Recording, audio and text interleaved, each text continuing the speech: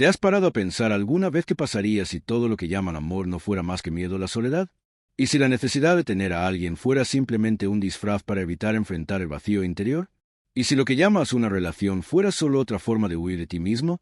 Nada se acerca más a la realidad que la incomodidad que sentimos en la soledad. Los estoicos nos instaron a imaginarnos en nuestro lecho de muerte, con la habitación en silencio, el aire denso, el peso de nuestra vida apretándonos, y a preguntarnos: ¿viviste tu propia vida o simplemente exististe la sombra de la de alguien más? Los estoicos también nos advirtieron que no renunciáramos a nuestra libertad interior, recordándonos que las cadenas que aceptamos voluntariamente son las más difíciles de romper. Vestimos esas cadenas de romance, de compañía, de la ilusión de plenitud. Pero en el fondo, algo arde, algo te desgarra, susurrándote que estás destinado a algo más.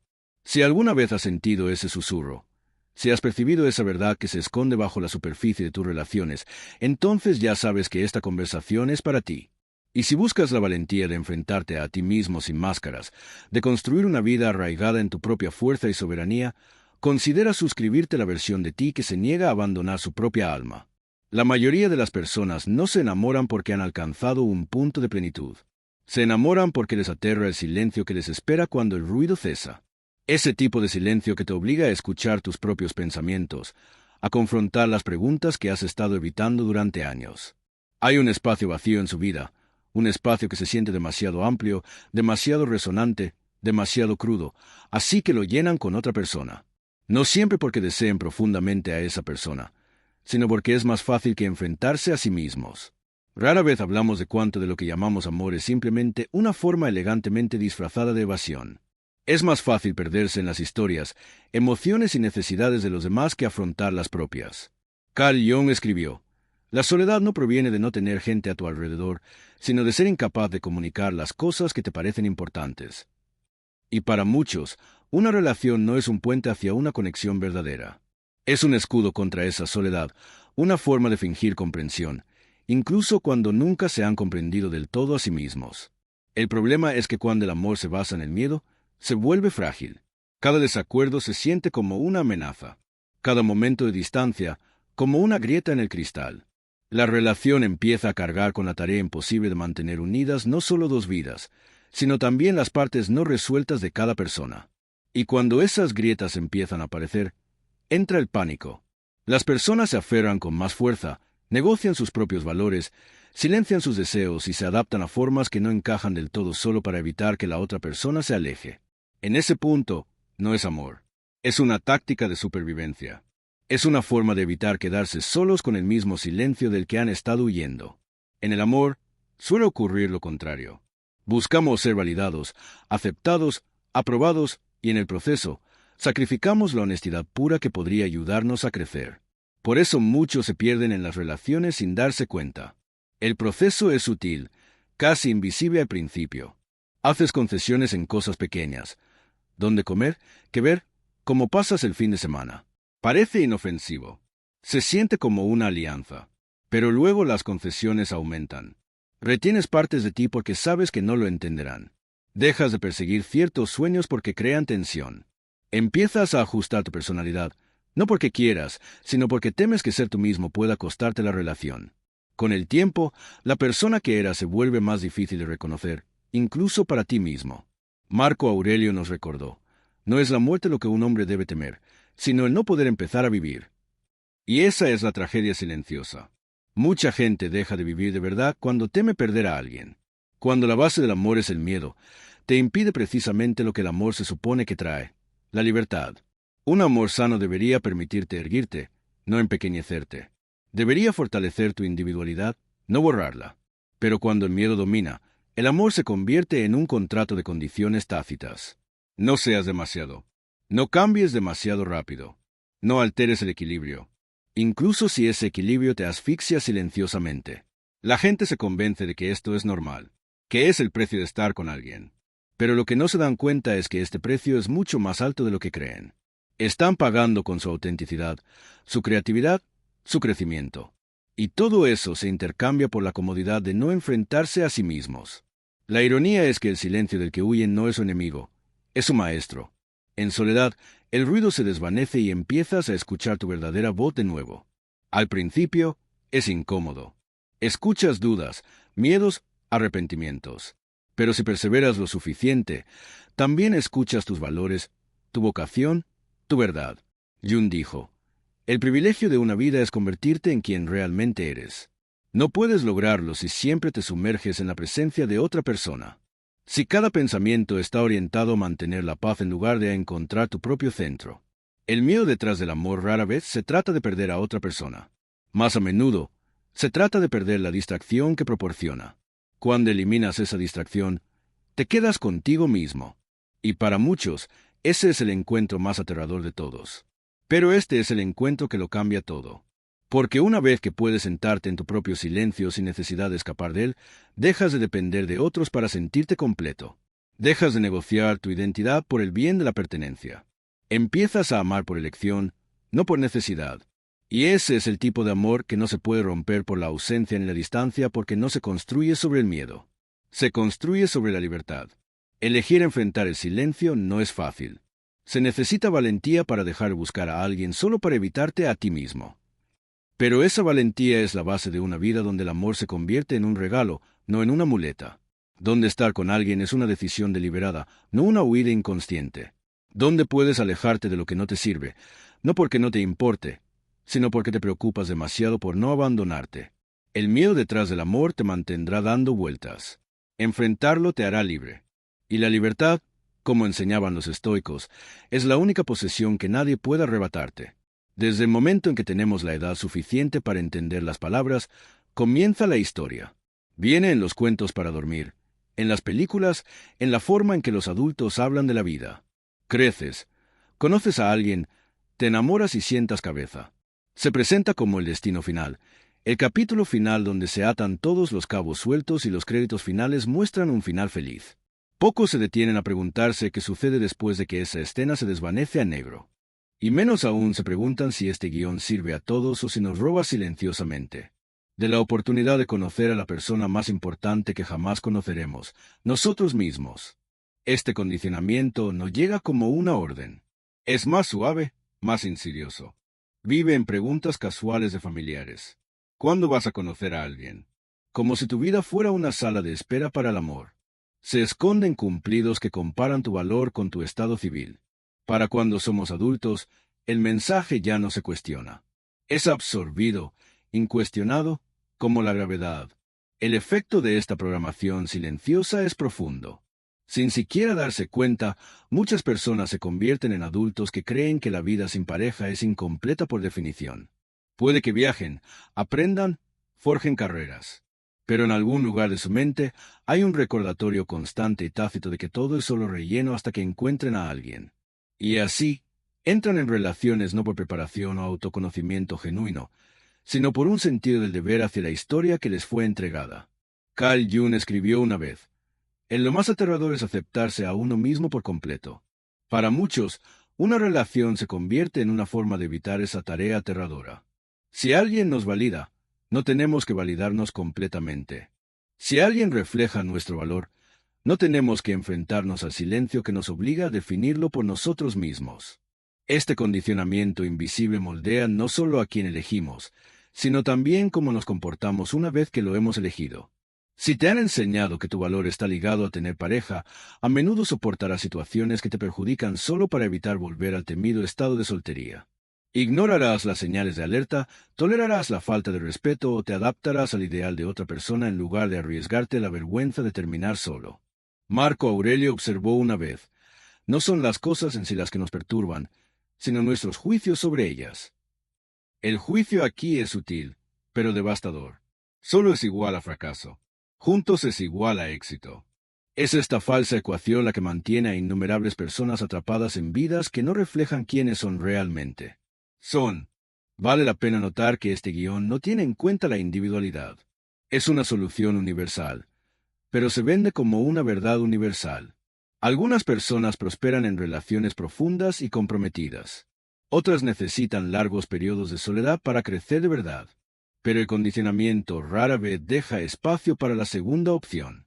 La soledad se replantea como soledad, y ésta se presenta como un problema que debe resolverse rápidamente. Esta presión no solo proviene de los demás. Empieza a vivir dentro de ti incluso cuando nadie te ve. Puedes sentirte inquieto en tu propia compañía, como si estuvieras perdiendo el tiempo al no avanzar hacia ese final prescrito. Con el tiempo, esta inquietud se convierte en la música de fondo de tu vida. Aprendes a medir tu progreso, no por lo bien que te conoces a ti mismo, sino por lo cerca que estás de cumplir con el modelo cultural. El peligro de vivir según este modelo es que desalienta la autoexploración profunda. Si la meta ya está establecida, ¿para qué molestarse en desviarse del camino? ¿Por qué cuestionar si el destino se ajusta a la persona en la que te has convertido? El condicionamiento te dice que descubrirte a ti mismo es secundario a encontrar a otra persona. Y al hacerlo, te invita sutilmente a abandonar partes de ti que no encajan perfectamente en la narrativa de una relación. Podrías reprimir ambiciones, intereses o ideas poco convencionales porque podrían dificultar que te adaptes al molde. De esta manera, la historia no solo moldea tus relaciones, sino también tu identidad. Jung solía hablar de la individuación, el proceso de convertirse en tu verdadero yo, como la tarea central de la vida. Este viaje exige tiempo, espacio y la voluntad de diferenciarse de la multitud. Pero el condicionamiento invisible te dice lo contrario. Debes fusionarte, emparejarte y vincular tu vida a la de los demás lo antes posible. Y aquí radica la tensión. La individuación te pide que te mires hacia adentro, mientras que el guión exige que mires hacia afuera. Sin darte cuenta, puedes pasar décadas viviendo en la tensión entre estas dos fuerzas, alejado de tu propio desarrollo por la fuerza gravitacional de las expectativas. No es que el amor o la compañía sean malos. El problema radica en cuando se vuelve obligatorio, cuando se busca por reflejo sin considerar si estás listo o si la persona en la que te estás convirtiendo es siquiera compatible con el rol que te han enseñado a desempeñar. Las relaciones que se establecen bajo el peso del condicionamiento menudo se convierten en espejos de ese condicionamiento. Seguras, familiares, pero sin desafíos. Puede que encuentres consuelo, pero no encontrarás la verdad completa de ti mismo.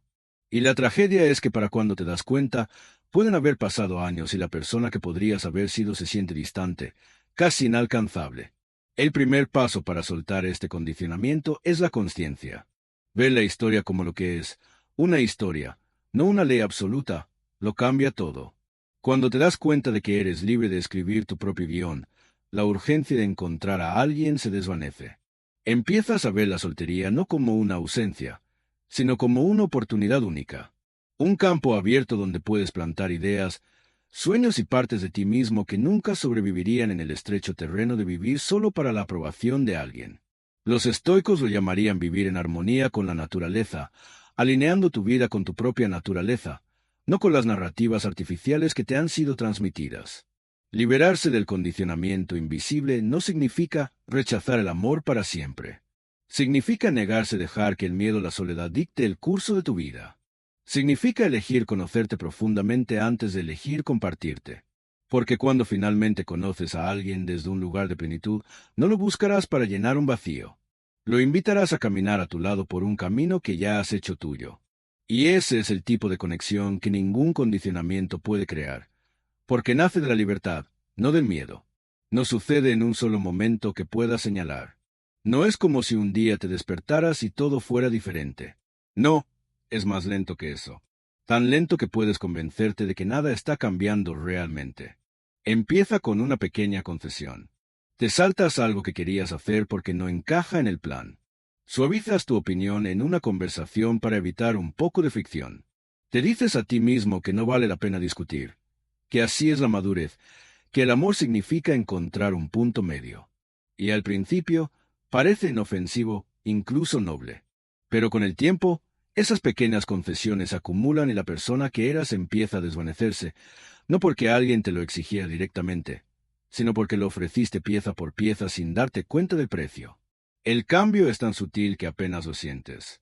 Te adaptas para que las cosas sean más llevaderas, para mantener la paz, para proteger el vínculo del que crees que no puedes prescindir. Y aunque el compromiso forma parte de cualquier conexión, hay una diferencia entre adaptarse y borrar. Cuando empiezas a filtrar tus pensamientos incluso antes de expresarlos, cuando te tragas los deseos porque podrían causarte incomodidad, empiezas a cambiar la autenticidad por la seguridad. Los estoicos advertían contra este tipo de negociación. Séneca escribió: «Quien es valiente es libre». La verdadera libertad en este sentido significa poder existir plenamente sin autoeditarte constantemente. Pero cuando el amor se convierte en un escenario donde siempre estás ensayando las líneas correctas, la libertad se escabulle silenciosamente por la puerta trasera. Una de las razones por las que esta desaparición es difícil de detectar es porque a menudo se presenta como crecimiento. Te dices a ti mismo que te estás volviendo menos egoísta, más comprensivo, más flexible, y a veces lo eres, pero hay una línea entre crecer y menguar. Y cuando esa línea se difumina, puede que no te des cuenta de qué lado estás hasta que la hayas dejado atrás. Empiezas a notar pequeños detalles. Te ríes menos como antes. Persigues menos los intereses que antes te hacían sentir vivo. Dudas antes de expresar lo que realmente piensas. Por separado, nada de esto parece alarmante, pero juntos crean una silenciosa erosión del yo, una versión de ti que ha sido cuidadosamente pulida para adaptarse a la comodidad de otra persona. Lo peligroso de esta erosión es que es autoinfligida. Rara vez alguien te pide explícitamente que desaparezcas. En cambio, lo haces con la esperanza de mantener la conexión. Es la creencia tácita de que el amor se mantiene eliminando tus aristas, volviéndose más fácil de convivir, siendo agradable incluso cuando te cueste algo esencial. Con el paso de los meses o los años, la persona que te devuelve la mirada en el espejo te resulta familiar, pero extrañamente distante. Reconoces su silueta, pero el fuego interior, la combinación específica de pensamientos, deseos y expresiones que te hicieron ser quien eres, se ha atenuado. Esta lenta desaparición no solo ocurre en las relaciones románticas. Puede darse en amistades, familias e incluso en el trabajo. Donde quiera que la sutil presión de pertenecer supere la valentía de ser tú mismo, comienza la erosión.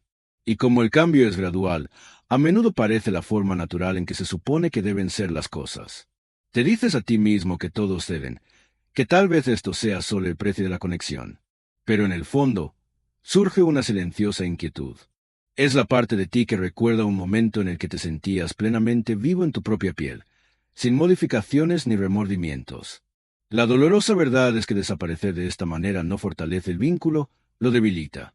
Las relaciones construidas sobre verdades parciales y yo's filtrados crean cimientos frágiles. Puedes mantener la paz superficialmente, pero en el fondo el resentimiento comienza a crecer y la conexión se centra menos en la cercanía genuina y más en mantener una imagen. Marco Aurelio nos recordó, el alma se tiñe con el color de sus pensamientos. Si tus pensamientos están constantemente diseñados para evitar el conflicto, tu alma adopta lentamente los tonos apagados de la evasión, perdiendo los colores vibrantes que te hacían único. Recuperarte de esta desaparición no se trata de ir al otro extremo y negarte por completo a ceder. Se trata de recordar que la forma más verdadera de amor, ya sea romántico, platónico o incluso el amor propio, prospera cuando ambas personas se mantienen unidas. Se trata de reconocer que puedes ser amable sin borrar tus límites, que puedes ser amoroso sin silenciar tu verdad. El coraje de ser plenamente tú mismo a veces creará tensión, pero la tensión no es el enemigo. Como entendían los estoicos, las pruebas que enfrentamos son el campo de entrenamiento para la fuerza. Una relación que no resiste tu autenticidad no te sostiene de verdad. La lenta desaparición es seductora porque te hace sentir seguro. Pero esa seguridad es una ilusión si va en detrimento de tu propia fuerza vital. No estás destinado a ser una versión suavizada y agradable de ti mismo solo para preservar una idea de amor. El amor que exige tu ausencia no es amor. Es un contrato para un lento autoabandono. Y cuando finalmente lo comprendes, empiezas a comprender que el mayor regalo que puedes dar a cualquier relación es la plenitud de quien eres, sin la forma del miedo ni la concesión. Porque en el momento en que dejas de desaparecer, dejas de intercambiar tu vida por la comodidad de otra persona y empiezas a vivirla como debe ser. Plena, presente e inconfundiblemente tuya. La pertenencia es uno de los deseos humanos más profundos. Estamos programados para buscarla, para sentirnos anclados en un lugar, un grupo o una persona. Es reconfortante saber que tienes un lugar al que regresar, alguien que te llamará suyo, una vida que se siente compartida en lugar de solitaria. Pero lo que rara vez reconocemos es el discreto precio que esta pertenencia puede tener cuando no se basa en la verdadera libertad. El precio rara vez se exige abiertamente. En cambio, se manifiesta como una negociación constante, casi invisible, de tus pensamientos, tus deseos, tu propia esencia. Con el tiempo, Aprendes qué partes de ti son bienvenidas y cuáles deberían ocultarse. Y cuanto más intercambias esas partes, más seguro te sientes, incluso cuando algo esencial en ti comienza a desvanecerse. La seguridad de la pertenencia a menudo viene envuelta en reglas. Algunas se dicen, la mayoría no. Descubres que es mejor no decir ciertas opiniones porque perturban la paz. Ciertas ambiciones deben moderarse porque amenazan el equilibrio. Incluso las emociones crudas y sin filtro se miden cuidadosamente para no incomodar a los demás. Poco a poco, comienzas a vivir en una especie de punto medio emocional y mental. Nunca demasiado poco, siempre ajustado al espacio que ocupas. Epicteto advirtió: si deseas mejorar, confórmate con que te consideren tonto y estúpido. Pero la pertenencia a menudo nos hace reacios a ser malinterpretados. Elegimos la suavidad sobre la honestidad, la aceptación sobre la autoexpresión, y esa elección, repetida con suficiente frecuencia, nos transforma. Lo que hace que este costo sea tan sutil es que a menudo se siente como amor. Te dices a ti mismo que estás cediendo porque te importa, porque eres una buena pareja, amigo o familiar. Y a veces es cierto. Pero la línea entre el compromiso sano y la autodestrucción es delgada. Y la pertenencia tiene una forma de empujarte hacia esta última sin que te des cuenta. Un día te das cuenta de que ya no dices lo que piensas a menos que sea seguro. Has dejado de perseguir ciertos sueños porque no se alinean con el plan compartido. Te has vuelto cuidadoso, mesurado, menos espontáneo, no porque quisieras cambiar, sino porque el cambio amenazaba la aprobación que tanto te habías esforzado por conseguir. El costo de pertenecer no siempre se paga en momentos dramáticos de traición o pérdida. Más a menudo, se paga en pequeñas cuotas, casi invisibles. La broma que no hiciste porque no estabas seguro de cómo caería. La verdad que no dijiste porque podría causar conflicto. El riesgo que no corriste porque requeriría dar explicaciones a alguien que no te entendería. Cada uno de estos parece insignificante por separado, pero juntos forman un patrón. Con el tiempo, empiezas a vivir no por tu propia claridad o autenticidad, sino por la estabilidad del grupo o la relación. Cambias partes de tu individualidad por una sensación de seguridad, creyendo que cuanto más das, más pertenecerás. Si tus pensamientos se ajustan constantemente a las expectativas de los demás, tu alma inevitablemente perderá su propio color distintivo. Permanecer soltero o incluso simplemente elegir la soledad cuando la necesitas significa que mantienes la propiedad de tus pensamientos, deseos y esencias en la constante negociación de fondo. No se trata de aislamiento. Se trata de soberanía. Se trata de saber que cada decisión, lo que creas, proviene de tu propio centro, no de un cálculo sobre cómo será recibido. Esto no significa que la conexión sea inherentemente peligrosa. El amor, la amistad y la comunidad pueden ser poderosas fuentes de crecimiento y alegría, pero solo te sirven si te permiten estar plenamente presente. Cuando la pertenencia requiere una audición constante, no es conexión. Es una forma sutil de control. Y el control, por muy sutil que se aplique, limita tu capacidad de vivir como tú mismo. Jung creía que la individuación, el proceso de alcanzar la plenitud, no puede ocurrir cuando tu sentido de identidad depende de la aprobación de los demás. No puedes integrar las partes de ti que están ocultas para mantener la pertenencia. Elegirte a ti mismo por encima de la comodidad de la pertenencia no es fácil. Puede significar apartarse del grupo, romper reglas tácitas o dejar ir relaciones que no pueden contener tu verdad. Puede significar momentos de soledad que se sienten más agudos de lo esperado. Pero también significa vivir sin el peso de la adaptación constante, sin la lenta erosión de tu voz y tu visión. Y en esa libertad, sucede algo extraordinario. Empiezas a pertenecerte a ti mismo de una manera que nadie te puede quitar. El costo de pertenecer es real, pero también lo es la recompensa de tener tu vida en tus propias manos. Quedarse soltero no significa rechazar el amor ni la conexión. Significa que te niegas a intercambiar tu esencia por ellos. Significa que cuando eliges pertenecer a algún lugar, será en tus términos, con tu ser completo, sin encogerte para encajar. Porque pertenecer es más dulce cuando no se da a expensas de quién eres. Y la libertad, una vez reclamada, hace que cualquier otro tipo de conexión sea más rica, profunda y verdadera. Cuando te deshaces del zumbido constante de las voces de los demás, algo inesperado surge en su lugar. Al principio, es inquietante. Ese tipo de silencio que se siente casi demasiado fuerte. Notas pensamientos que no sabías que estaban ahí. Ideas que habían quedado sepultadas bajo conversaciones, obligaciones y la constante atracción de la presencia de alguien más. Solo, no hay nadie que te distraiga. Surgen con una intensidad que puede resultar abrumadora, como una habitación. Has evitado limpiar durante años, de repente iluminado por una luz dura y reveladora. Carl Jung escribió: quien mira afuera sueña, quien mira adentro despierta. La soledad fuerza ese despertar. Te pide que te vuelvas hacia adentro, que mires directamente lo que has estado evitando. Y aunque al principio pueda parecer incómodo, hay algo más oculto en ello: claridad. Con el paso de los días o las semanas, esa claridad se profundiza. Empiezas a escuchar tu propia voz con más precisión. Sin una negociación constante de tus pensamientos para ajustarlos a las expectativas de los demás, tus ideas se expanden más, se vuelven más audaces. Empiezas a seguir tu mente por caminos que antes podrías haber descartado porque no se alineaban con el plan compartido, la comodidad del grupo.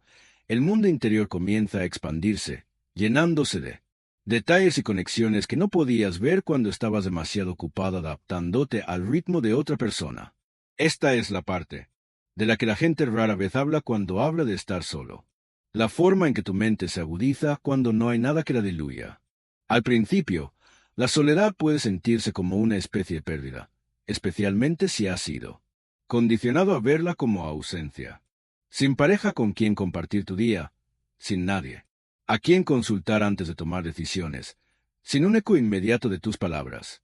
Pero a medida que te adentras en ella, te das cuenta de que la ausencia ha sido malinterpretada todo el tiempo. Lo que, en realidad, te ha sido dado es espacio. Espacio puro, no reclamado, sin medida. Y, el espacio tiene una forma de revelar la verdad. Marco Aurelio dijo: tienes poder sobre tu mente, no sobre los acontecimientos externos. Date cuenta de esto y encontrarás fuerza. En la soledad, esa verdad se vuelve innegable. Dejas de externalizar tu validación, tu dirección, tu valor. Empiezan a surgir de adentro hacia afuera. Y el poder de ese cambio es difícil de describir hasta que lo sientes. Cuanto más tiempo pasas en este espacio, más te cambia. Al principio llenas el silencio de ruido, música, pantallas, conversaciones con cualquiera que te escuche. Pero poco a poco empiezas a dejar que el silencio sea. Descubres que no todos los pensamientos necesitan ser ahogados. Que parte de la incomodidad que sientes en la quietud es simplemente el proceso de reencontrarte contigo mismo. Es en esa quietud donde los deseos se agudizan. Te das cuenta de qué sueños son realmente tuyos y cuáles heredaron la visión de otra persona para tu vida. Sientes la atracción hacia cosas que habías olvidado que te importaban. Es entonces cuando la soledad empieza a pasar de incómoda a adictiva. No porque quieras, no es para evitar a la gente, sino porque has probado la libertad de vivir sin constantes concesiones. Hay una energía peculiar que surge al estar solo en tus propios términos. No es el aislamiento nacido del rechazo o la pérdida. Es elegido, deliberado y arraigado en el respeto por uno mismo. Los estoicos veían esto como alinearse con la naturaleza, vivir según tu propia brújula interior. Empiezas a notar cuánto de tu vida anterior se basaba en la reacción, en reaccionar al estado de ánimo de los demás, a sus necesidades, a sus planes. Ahora, tu energía se dirige a la creación. No estás gestionando las emociones de los demás antes de poder explorar las tuyas. No estás moderando tu entusiasmo ni reteniendo una idea porque pueda ser malinterpretada. En este espacio, el tiempo se siente diferente. Hay una expansión, una apertura que permite un trabajo y una reflexión más profundos. Puedes perseguir una idea hasta que esté completamente formada sin que te interrumpa la constante necesidad de consultar con alguien más. Puedes empezar algo en medianoche porque te sientes inspirado o te detienes en medio de un proyecto para seguir una nueva idea sin tener que dar explicaciones. Es en esos momentos que te das cuenta de cuánta energía has gastado antes simplemente en mantener el equilibrio de la vida en común. Esa energía ahora es tuya para invertirla donde más importa. Por supuesto, la soledad no es un flujo constante de inspiración. Hay días en que la tranquilidad se siente pesada, en que deseas la tranquilidad de la presencia de alguien. Pero incluso en esos momentos, empiezas a comprender que el peso tiene significado. Te está moldeando, desarrollando tu capacidad de valerte por ti mismo, de sentarte con tu propia mente sin huir de ella. Con el tiempo, El espacio que crea la soledad deja de sentirse como un vacío y empieza a sentirse como un hogar. Te das cuenta de que las conexiones más auténticas que tendrás con los demás, con el mundo, con tu propio trabajo son más ricas cuando crecen desde esta base. Ya no temes estar solo porque has visto lo que se puede construir allí. Y una vez que has experimentado la agudeza del pensamiento, la claridad de la visión y bajo la atracción sin filtro de tus propios deseos, protegerás ese espacio con fiereza. No como un muro contra el mundo, sino como la base sobre la que te apoyas, firme e inquebrantable. Porque cuando perteneces plenamente a ti mismo, ninguna conexión puede arrebatártelo, y ninguna ausencia puede arrebatártelo. Desde las historias más antiguas, nos cuentan, hay un hilo conductor, la promesa de que en algún lugar existe otra persona que nos completará. Está en los cuentos de hadas, en las canciones, en las películas. No estás completo hasta que encuentras a tu media naranja. Al principio, esta idea parece romántica, incluso reconfortante. Sugiere que la mayor plenitud de la vida no proviene de dentro, sino de la fusión con otro. Pero bajo esa reconfortante superficie se esconde una sutil y peligrosa creencia de que, por tu cuenta, estás incompleto. Y cuando aceptas esa creencia, empiezas a vivir como si tu valor y estabilidad dependieran de otra persona. Este mito influye silenciosamente en tus decisiones. Si crees que estás incompleto, cada acción se sopesa en tu contra. La esperanza de atraer o retener a otra persona. Tus decisiones empiezan a girar en torno a la posibilidad de ser elegido, de ser suficiente para alguien más. Podrías ajustar tus ambiciones para que no amenacen la relación o minimicen aspectos de tu personalidad que no encajan con la imagen de una pareja perfecta. Con el tiempo, tu identidad se centra menos en lo que sientes auténtico y más en lo que consolidará la conexión. Esto no es amor, es dependencia disfrazada de devoción. Y la dependencia, por muy bonita que sea la presentación, erosiona lentamente la individualidad. La dependencia es seductora porque ofrece una falsa sensación de seguridad. Te dice que mientras la relación perdure, estarás a salvo. Pero esa seguridad tiene un precio. Empiezas a medirte no por tus propios estándares, sino por lo bien que encajas en la vida de otra persona. Ignoras las señales silenciosas de tu interior, la insatisfacción, la curiosidad reprimida, los sueños no expresados, porque perseguirlos podría romper el vínculo. Epícteto escribió, si quieres ser libre, no desees nada que dependa de otros. La libertad no crece en la dependencia. En cambio, se encoge allí hasta que un día te das cuenta de que has construido tu vida sobre un terreno que puede desaparecer en cualquier momento. Cuando te crees el mito de la incompletitud, las relaciones dejan de ser opciones y pasan a ser salvavidas. La idea de perder a la otra persona no se trata solo de dolor emocional. Se siente como perder una parte de ti mismo. Por eso las personas permanecen en situaciones que ya no las nutren. Por eso silencian sus instintos e ignoran sus necesidades. Creen que irse significaría convertirse en algo menos que completo. Pero la verdad es que nunca fuiste la mitad de un todo. Siempre fuiste una persona completa, capaz de amar, crear y tener un propósito sin necesidad de fusionarte con otra. La plenitud que buscas en otra persona solo se puede construir desde dentro. Vale la pena preguntarse de dónde proviene esta creencia. En parte, es cultural. Las sociedades suelen idealizar a la pareja, la unidad familiar, como la máxima expresión del logro personal. La vida de soltero se presenta como una sala de espera, un estado temporal del que se debe intentar escapar. Incluso el lenguaje refleja este sesgo. Términos como sentarse sugieren que solo en pareja la vida puede encontrar su verdadera forma.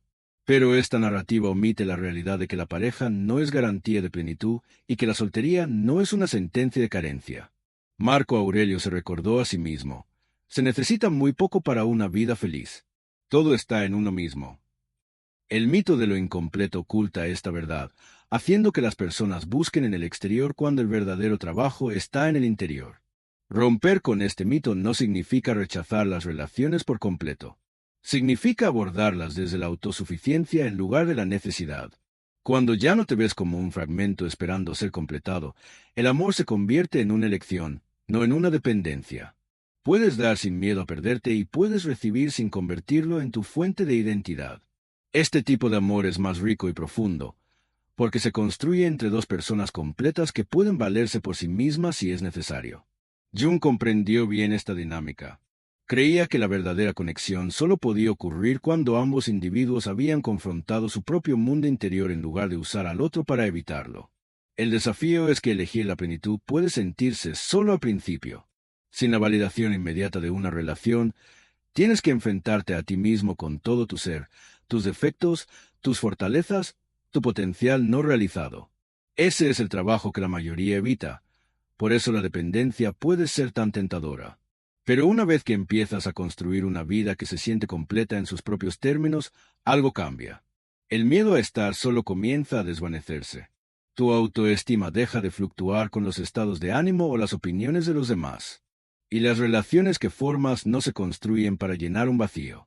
Se construyen para compartir la abundancia. El mito de la incompletitud es poderoso porque se ha repetido tantas veces que parece verdad. Pero la verdad real es más simple y mucho más liberadora. No eres la mitad de nada. Eres un ser completo, complejo y capaz. Cuanto más vivas desde ese lugar, menos tolerarás las conexiones que te obliguen a encogerte. Dejarás de tratar el amor como un antídoto a tu existencia y empezarás a verlo como un complemento. Y en ese cambio, la dependencia pierde su influencia. La individualidad vuelve a su lugar. Y tu vida deja de ser una búsqueda de la pieza que falta y empieza a ser la creación de algo completo, completamente en tus propios términos. La sociedad tiene una forma de dejar claras sus preferencias sin decirlas abiertamente. Lo ves en cómo reacciona la gente ante ciertos hitos: comprar una casa, casarse, tener hijos. Estos se celebran como indicadores de éxito, prueba de que vas por buen camino. Te hacen predecible y la previsibilidad reconforta al colectivo. Cuando estás en pareja, la gente cree saber qué sigue. Tu vida tiene una forma familiar. Es más fácil de entender, más fácil de categorizar, más fácil de controlar. Pero si te sales de ese patrón, vives una soltería plena y sin complejos, de repente te vuelves más difícil de definir. Tu próximo paso no es obvio. No encajas perfectamente en el guión esperado.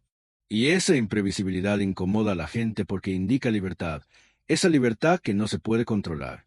La manada prospera con la estabilidad. Quiere saber qué esperar de ti. Y a cambio, ofrece la seguridad de la aceptación. Pero esa aceptación viene con un acuerdo tácito. No te desvíes demasiado del camino. Cuando estás en pareja, el camino está casi prescrito. Planes compartidos, compromisos mutuos, un ritmo que te mantiene al ritmo de la mayoría. Y no hay nada intrínsecamente malo en ese ritmo a menos que ahogue el ritmo de tu propio tambor. La persona soltera y próspera no solo escucha su propio ritmo, vive según él. Toma decisiones que no requieren consenso. Se mueve de maneras que no se pueden predecir fácilmente.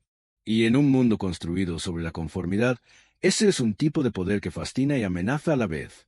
La razón por la que la imprevisibilidad es tan poderosa es porque tiene sus raíces en la autonomía.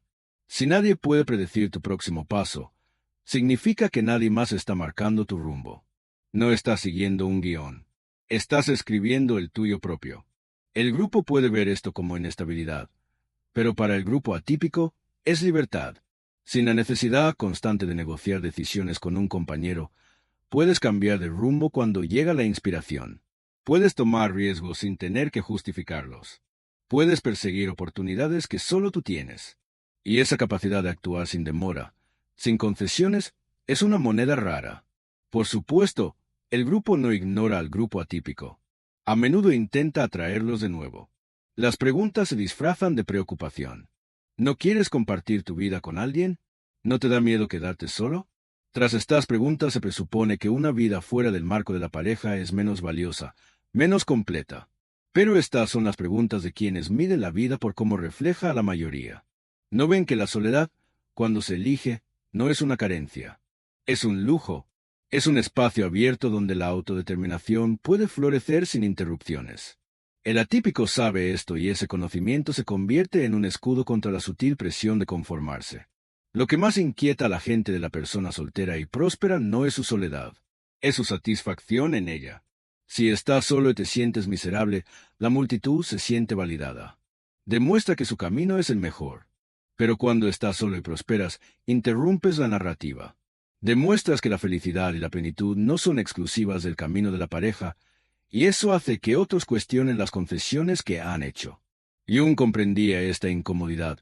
señalando que los conflictos más intensos, si se superan, dejan tras de sí una sensación de seguridad y calma que no se altera fácilmente.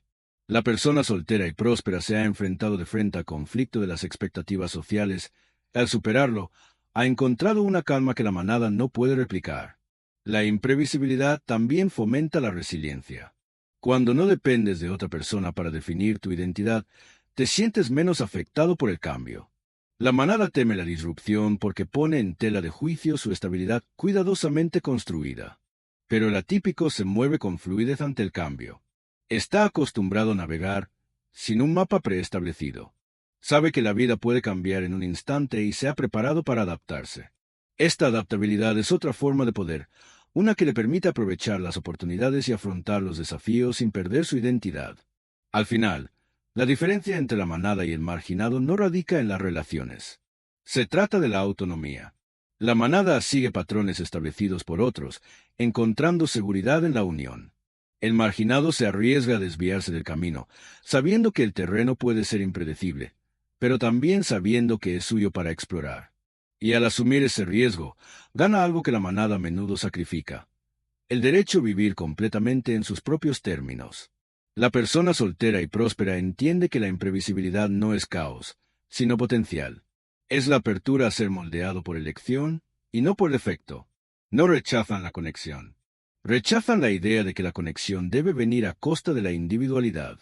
Y en un mundo que constantemente premia la previsibilidad, la negativa del marginado a ser fácilmente definido es tanto una rebelión como una declaración. Me pertenezco a mí mismo primero. Ese tipo de autocontrol no se puede dar y, desde luego, no se puede quitar. Se construye, se gana y se protege.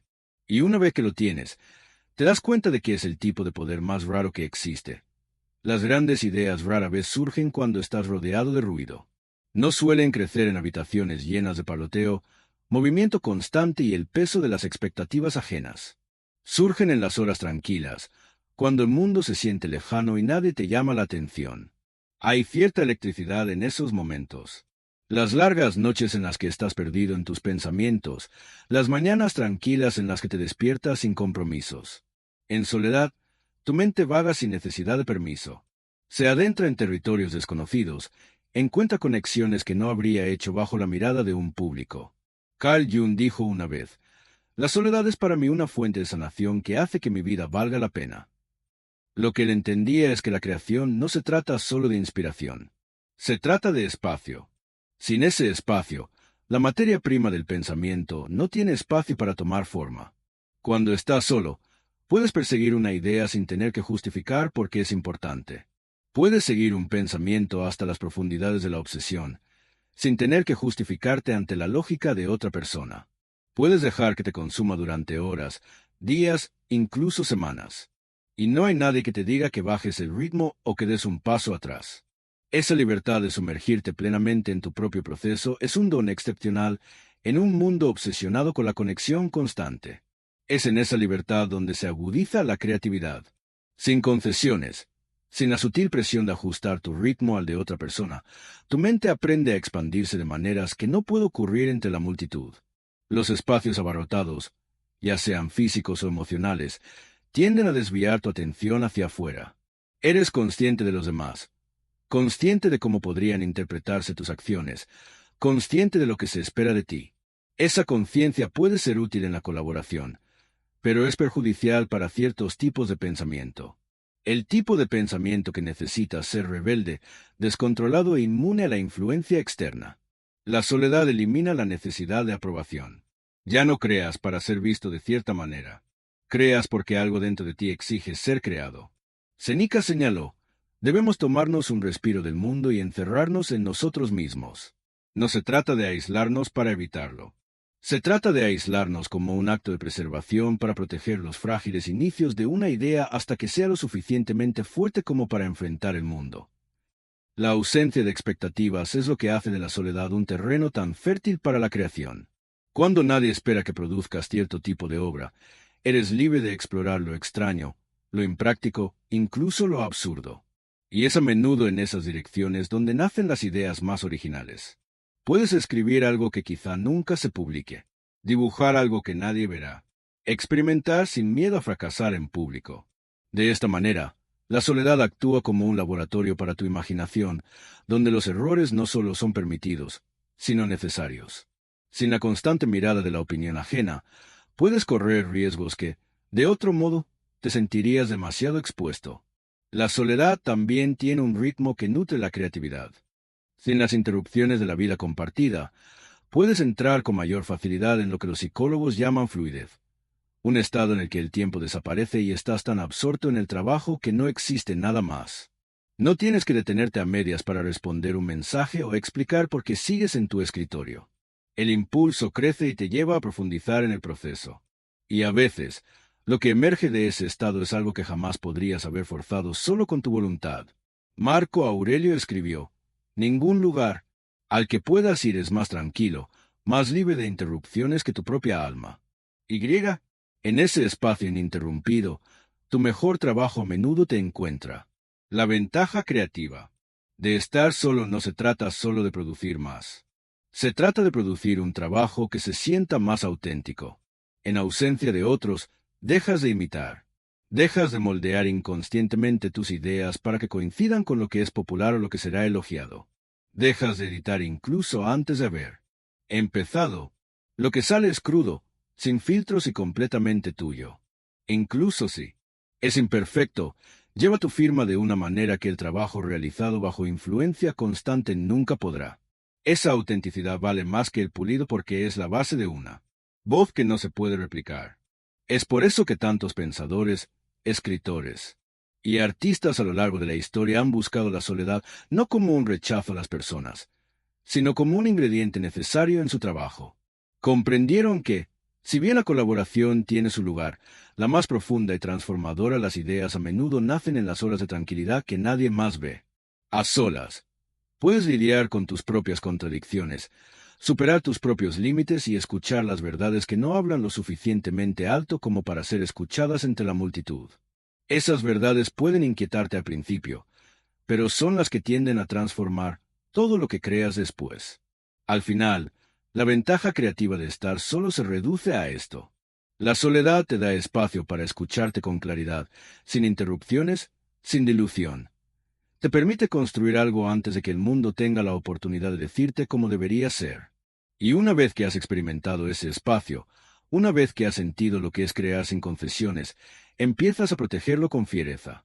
No porque quieras aislarte del mundo, sino porque has visto cuánto más vivo se vuelven tu trabajo, tus ideas y tu propio ser cuando les das el regalo de nacer en silencio.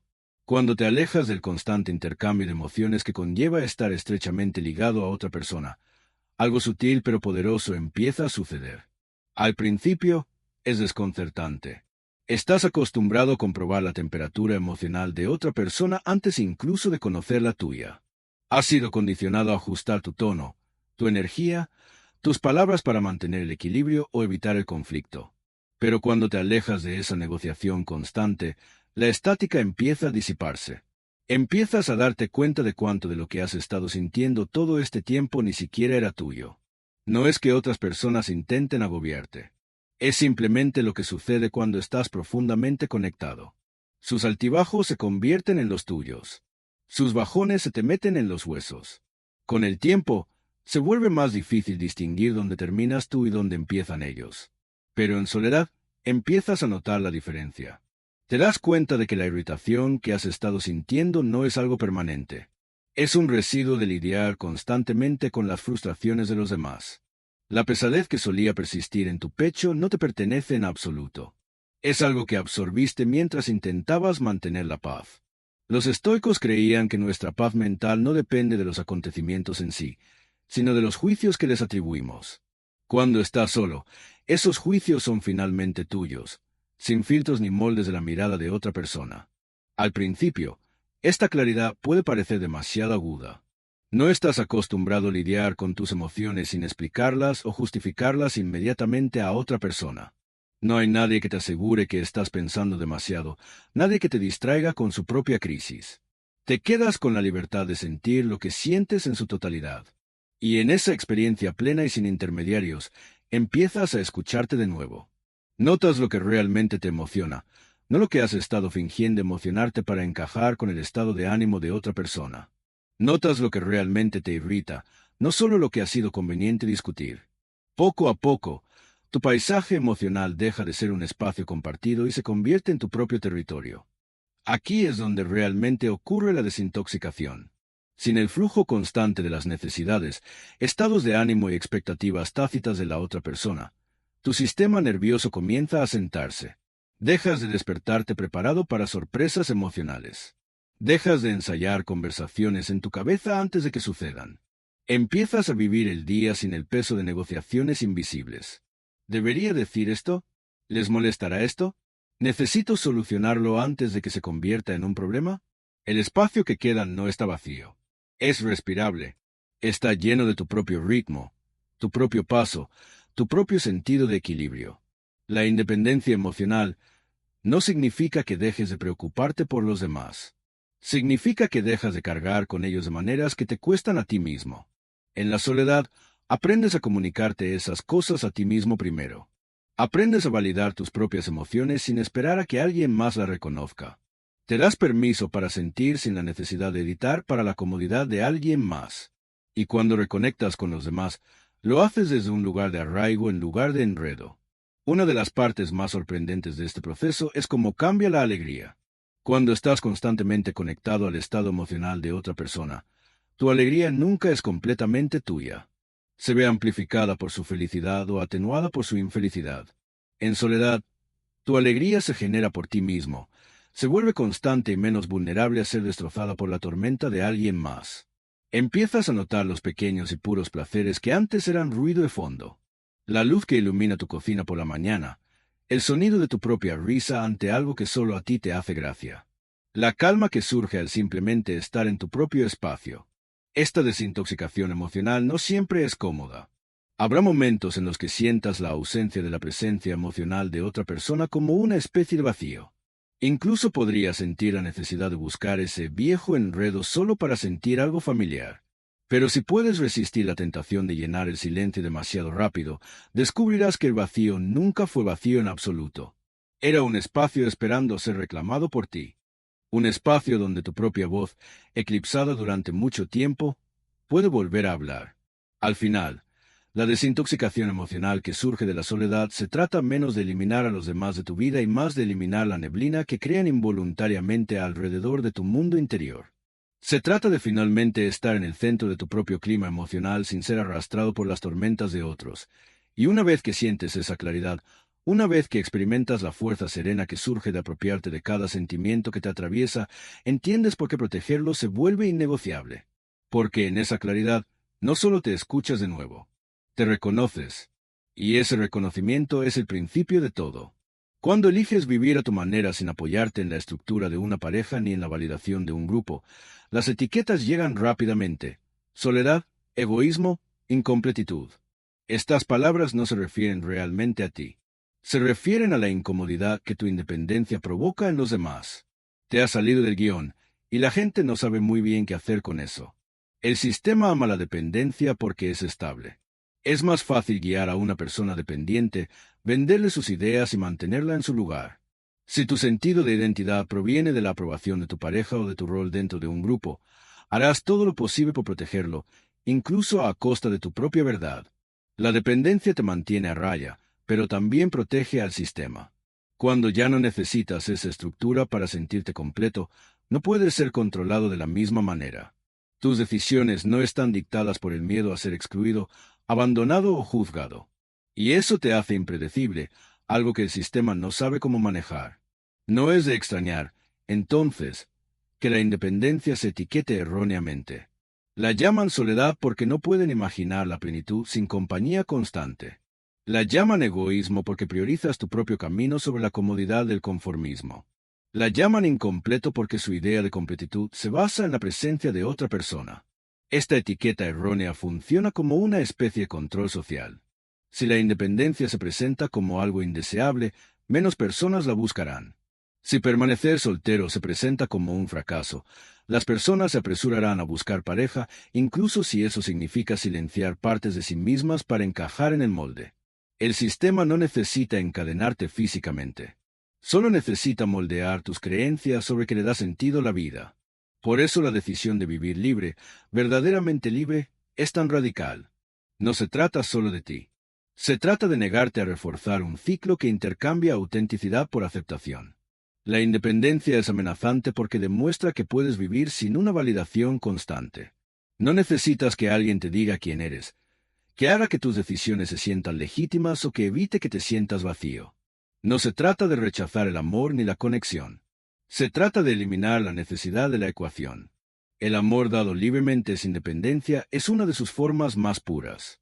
Pero para llegar a ese punto, tienes que mantenerte firme por ti mismo. Y, sin embargo, este tipo de libertad no es fácil de mantener. Viene con sus propios desafíos. Habrá días en que el peso de ser completamente responsable de tu propia vida se sienta más pesado de lo que esperabas. Nadie más está ahí para asumir la culpa cuando caes. Y nadie más recibe el crédito cuando triunfas. Tú eres el dueño de todo. Pero ese es el punto. La libertad sin propiedad no es verdadera libertad. Es solo otra forma de dependencia disfrazada de elección. Lo cierto es que la gente teme lo que desea en secreto. Quienes critican tu independencia a menudo desearían tener el coraje de reclamar la suya.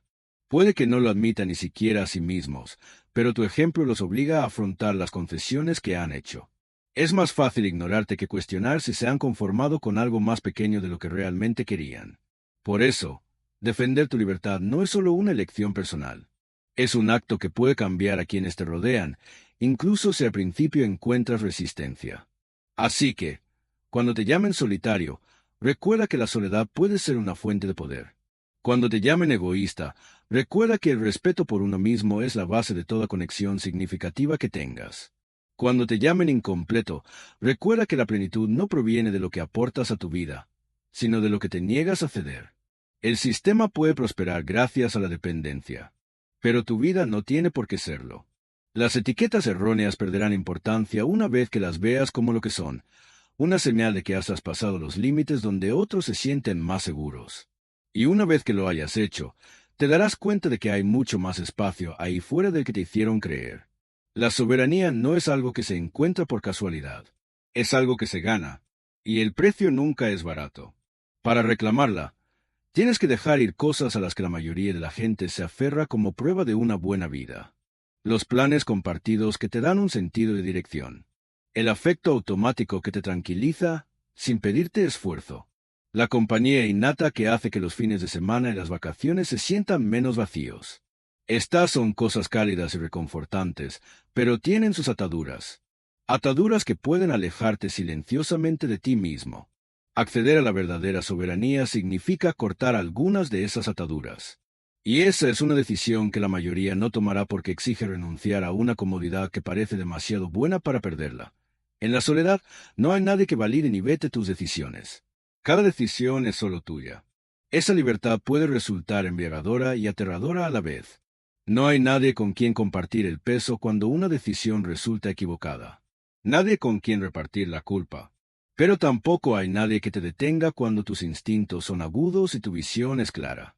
La soberanía consiste en asumir ambos resultados, las victorias y los errores, con la misma aceptación firme.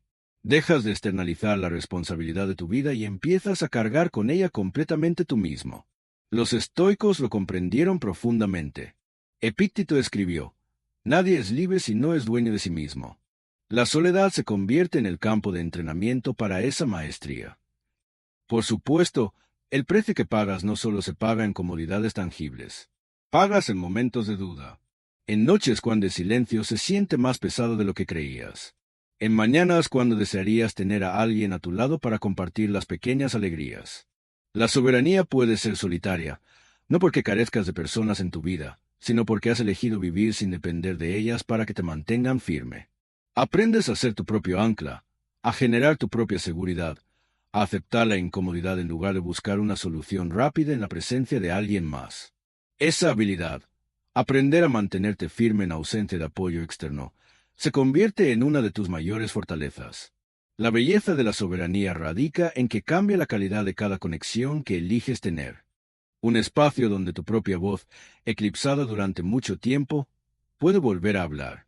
Al final, La desintoxicación emocional que surge de la soledad se trata menos de eliminar a los demás de tu vida y más de eliminar la neblina que crean involuntariamente alrededor de tu mundo interior. Se trata de finalmente estar en el centro de tu propio clima emocional sin ser arrastrado por las tormentas de otros. Y una vez que sientes esa claridad, una vez que experimentas la fuerza serena que surge de apropiarte de cada sentimiento que te atraviesa, entiendes por qué protegerlo se vuelve innegociable. Porque en esa claridad, no solo te escuchas de nuevo, te reconoces. Y ese reconocimiento es el principio de todo.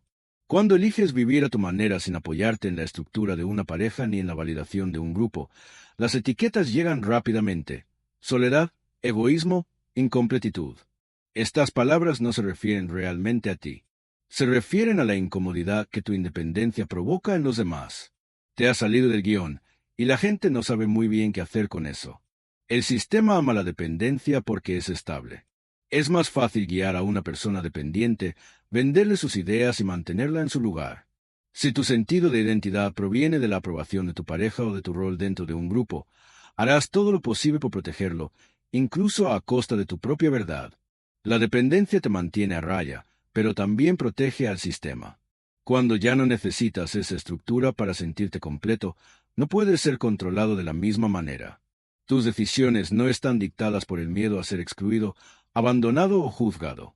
Y eso te hace impredecible, algo que el sistema no sabe cómo manejar. No es de extrañar, entonces, que la independencia se etiquete erróneamente.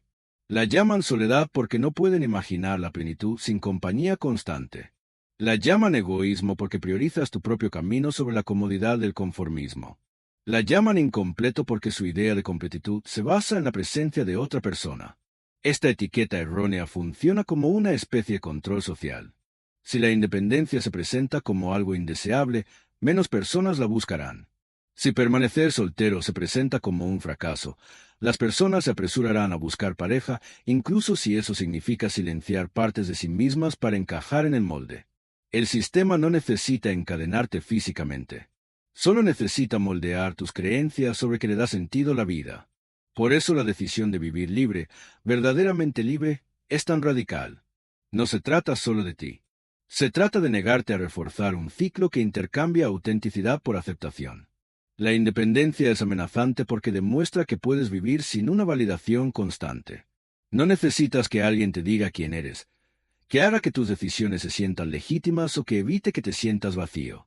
No se trata de rechazar el amor ni la conexión. Se trata de eliminar la necesidad de la ecuación. El amor dado libremente sin dependencia es una de sus formas más puras. Pero para llegar a ese punto, tienes que mantenerte firme por ti mismo. Y, sin embargo, este tipo de libertad no es fácil de mantener. Viene con sus propios desafíos.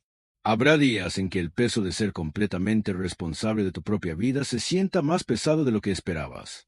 Nadie más está ahí para asumir la culpa cuando caes. Y nadie más recibe el crédito cuando triunfas. Tú eres el dueño de todo. Pero ese es el punto. La libertad sin propiedad no es verdadera libertad. Es solo otra forma de dependencia disfrazada de elección. Lo cierto es que la gente teme lo que desea en secreto. Quienes critican tu independencia a menudo desearían tener el coraje de reclamar la suya. Puede que no lo admitan ni siquiera a sí mismos, pero tu ejemplo los obliga a afrontar las concesiones que han hecho. Es más fácil ignorarte que cuestionar si se han conformado con algo más pequeño de lo que realmente querían. Por eso, defender tu libertad no es solo una elección personal. Es un acto que puede cambiar a quienes te rodean, incluso si al principio encuentras resistencia. Así que, cuando te llamen solitario, recuerda que la soledad puede ser una fuente de poder. Cuando te llamen egoísta, recuerda que el respeto por uno mismo es la base de toda conexión significativa que tengas. Cuando te llamen incompleto, recuerda que la plenitud no proviene de lo que aportas a tu vida, sino de lo que te niegas a ceder. El sistema puede prosperar gracias a la dependencia, pero tu vida no tiene por qué serlo. Las etiquetas erróneas perderán importancia una vez que las veas como lo que son, una señal de que has traspasado los límites donde otros se sienten más seguros. Y una vez que lo hayas hecho, te darás cuenta de que hay mucho más espacio ahí fuera del que te hicieron creer. La soberanía no es algo que se encuentra por casualidad. Es algo que se gana, y el precio nunca es barato. Para reclamarla, Tienes que dejar ir cosas a las que la mayoría de la gente se aferra como prueba de una buena vida. Los planes compartidos que te dan un sentido de dirección. El afecto automático que te tranquiliza sin pedirte esfuerzo. La compañía innata que hace que los fines de semana y las vacaciones se sientan menos vacíos. Estas son cosas cálidas y reconfortantes, pero tienen sus ataduras. Ataduras que pueden alejarte silenciosamente de ti mismo. Acceder a la verdadera soberanía significa cortar algunas de esas ataduras. Y esa es una decisión que la mayoría no tomará porque exige renunciar a una comodidad que parece demasiado buena para perderla. En la soledad no hay nadie que valide ni vete tus decisiones. Cada decisión es solo tuya. Esa libertad puede resultar embriagadora y aterradora a la vez.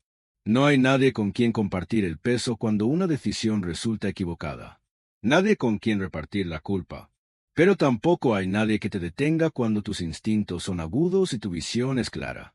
La soberanía consiste en asumir ambos resultados, las victorias y los errores, con la misma aceptación firme.